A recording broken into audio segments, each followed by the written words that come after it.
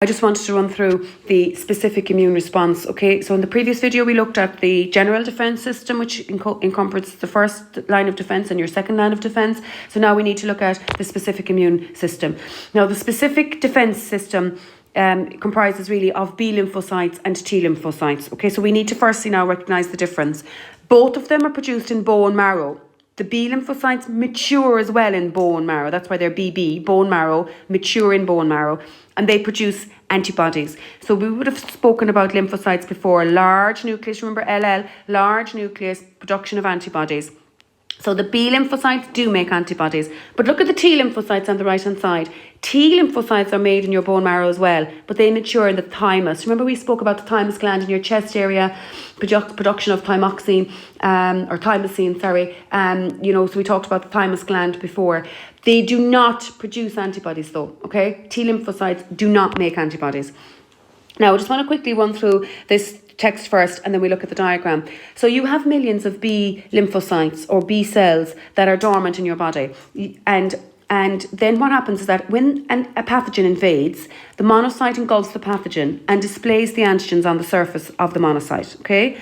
A particular B lymphocyte then recognizes this antigen that's on the surface of the monocyte and starts to produce antibodies for that antigen, okay? A particular B lymphocyte multiplies, makes lots of antibodies. The antibodies clamp to the antigen, destroying the pathogen, and then memory B cells remain in your blood and in your lymph systems, and they patrol your bodies in case the same pathogen enters again in a few years' time. So just to look at the diagram there for a second. So this is how B cells do their job. So the antigen is on the surface of the pathogen, okay? So the pathogen is a disease-causing microorganism, a disease-causing bacteria, or a disease-causing virus. The macrophage or monocyte, okay, remember a lobed nucleus, engulfs this pathogen and displays the antigens on the surface of the monocyte, okay? Now, on the left there, look, you can see they've drawn 3 different types of B cells. They're all dormant at the moment. You've inherited them from your parents and grandparents. And look at the shape on their surface, if you like. Okay, see the large nucleus on the lymphocyte and the shape on their surface is going to be specific to the antigen on the surface of the pathogen. So this particular B lymphocyte here in the lime green has a similar shape, so it's going to react to that particular antigen on the surface of the monocyte. Okay, it binds to it and will produce antibodies that are specific to that antigen. So that B lymphocyte there with the lime green B lymphocyte multiplies rapidly and produces antibodies, and those antibodies then will attach to the antigen and destroy the pathogen. Okay? Now, T lymphocytes then, you have 4 different types of T lymphocytes. You have killer, helper, suppressor, and memory. So I'm going to start with helper. Helper T lymphocytes activate B lymphocytes. So in the previous slide there where you saw the B lymphocyte starting to multiply, that particular B lymphocyte that's specific to the antigen on the pathogen, that particular B lymphocyte needs to be stimulated or needs to be activated to multiply. And the helper T cells stimulate that B cell production, okay? And also helper T cells stimulate killer cells, which we'll talk about in a second. Once your antibodies have clumped to the surface of the antigen and destroy the pathogen, once the pathogen is destroyed, you need then to switch off antibody production. So the suppressor, think of a suppressor. What does a suppressor do? Suppressors turn something off or stop something. So suppressors turn off the cloning of the B lymphocyte, okay? So it stops the immune response, if you like, okay? And the killer T lymphocytes as well, they're stopped, all right? If your pathogen has been destroyed. And then the memory T lymphocytes then go around like memory B cells. They kind of go on patrol. And if they see a pathogen after invading your body, then they will stimulate the B cells to produce antibodies again. So they stimulate the memory B cells, if you like. So they give us immunity so that if we get reinfected, then we would make antibodies from the B cells much, much quicker than we would have had for the first infection. Okay.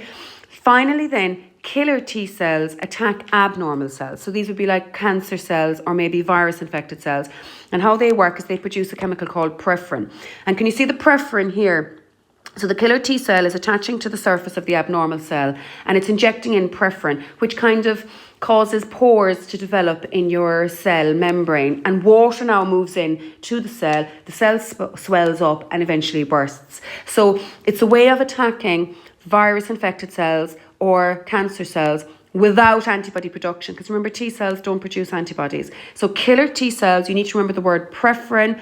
It causes kind of pores, or perforates maybe the cell membrane, causing pores in the cell membrane. Water and ions move into the cell expands and eventually bursts, okay? So just to kind of try to summarize the specific immune response here. On the left, okay, you can see the action of the B cells. So the B cells mature in the bone marrow. They move around in your lymph, okay, and they recognize antigens, all right? So what will they do then? Once you have an antigen, they recognize a particular antigen, they multiply, make antibodies, and then memory B cells will last after the infection. In case you get reinfected again, you've got memory B cells that can make antibodies, make lots of antibodies actually, really quickly. So you probably won't even have symptoms of the disease. You'll have antibodies there ready to fight off the pathogen before it can cause you to have symptoms, okay? So remember now, B cells made in the bone marrow, mature in the bone marrow, make antibodies. You must talk about B cells making antibodies, and memory B cells then will remain on patrol. Think of them on patrol around in your lymph, around your body, and if they find that pathogen again, they can make antibodies really quickly so that you don't get any symptoms, okay?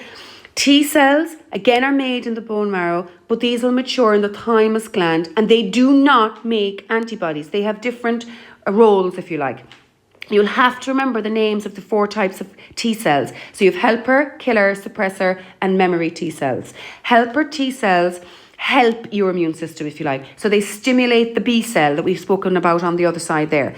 So remember that the B cell, once you have an invading antigen, you need to stimulate a particular B cell that matches that antigen. And the helper T cell helps there to stimulate the B cell, and it also stimulates T cells.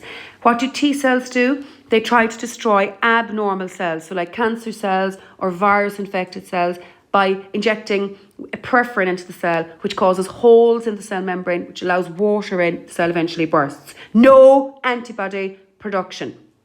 Suppressor T cells then turn off your immune response really once your pathogen has been destroyed. So you've been busy, B cells, B lymphocytes have been busy making antibodies. You don't need those antibodies now because the pathogen is gone. So the suppressor T cells switch off antibody production and stop those B cells from making lots of antibody that you don't need at the moment because the pathogen is gone.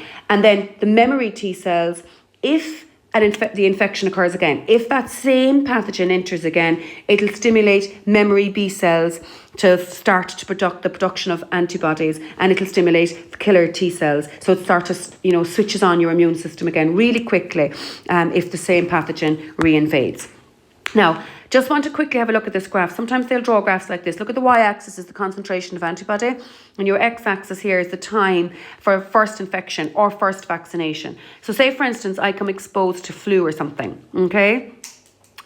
Well, it takes a few days for my primary response. So it takes a while for my dormant B cell to be activated. Remember, the helper T cell will help that stimulation or activation. That dormant B cell then has to replicate, multiply lots of times and produce antibody to fight the infection. So that's going to take time. Okay, so it takes time for antibody production, takes time for antibody concentration to increase, and then those antibodies will fight off the bacteria or fight off the virus or fight off the pathogen for me. But if I get reinfected later on, years later even, okay, do you see where the X is there in the graph? Do you see how your antibody production or antibody concentration rises exponentially there? Because you've got memory B cells and memory T cells that remember what that pathogen looks like and stimulates antibody production really quickly. So your memory B cell recognizes the pathogen immediately and can make huge amounts of antibody really fast. So you probably don't even have symptoms because the antibodies are there really quickly and will fight off the pathogen or the infection for you.